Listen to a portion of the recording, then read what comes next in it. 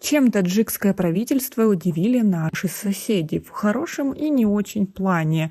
Это задело каждого. Подписывайтесь на обновление и точно будете в курсе всего самого интересного. Министерство иностранных дел Кыргызстана вновь рекомендовало своим гражданам временно воздержаться от любых поездок в Таджикистан, отмечается на сайте МИД Кыргызской Республики. Ведомство связывает эту рекомендацию с тем, что якобы таджикская сторона без официального уведомления продолжает ограничивать въезд кыргызстанцев в Республику Таджикистан. По информации посольства Кыргызской Республики, в случае прибытия в международный аэропорт Душанбе представители пограничного контроля отказывают гражданам Кыргызской Республики во въезде. При этом возникают дополнительные финансовые расходы, связанные с приобретением авиабилетов и ожиданием обратного авиарейса в транзитной зоне, говорится в сообщении МИД Кыргызстана. Напомним, что аналогичное заявление кыргызская сторона делала в декабре 2022 года. Таджикские власти никак не комментируют это заявление. Кыргызстан после очередного конфликта в одностороннем порядке закрыл границу с Таджикистаном с 21 мая 2021 года, и она остается закрытой до сих пор.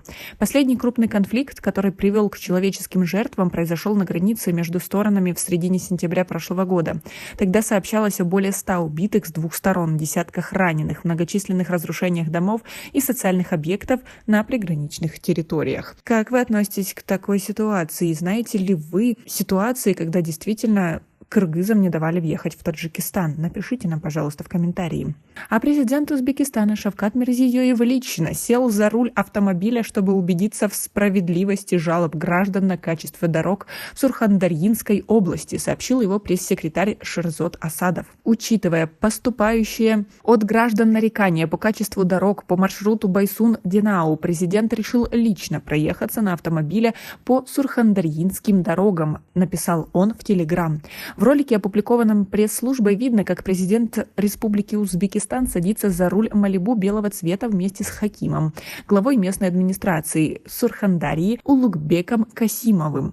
Мирзиёев заявил, что лично решил проверить жалобы по поводу дороги. Если кому-то довериться, говорят неправду. Скажут, что все хорошо, будут скрывать. Вот мы сами видим, что по этой дороге невозможно передвигаться, нет качества, сказал он. С камеры, установленной на капоте, также видно плачевное состояние дорожного покрытия. Глава узбекского государства поручил Касимову вместе с председателем комитета по автомобильным дорогам Абдурахмоном Абдулаевым в течение 15 дней разработать проект современной, качественной и ровной дороги с учетом мнений общественности.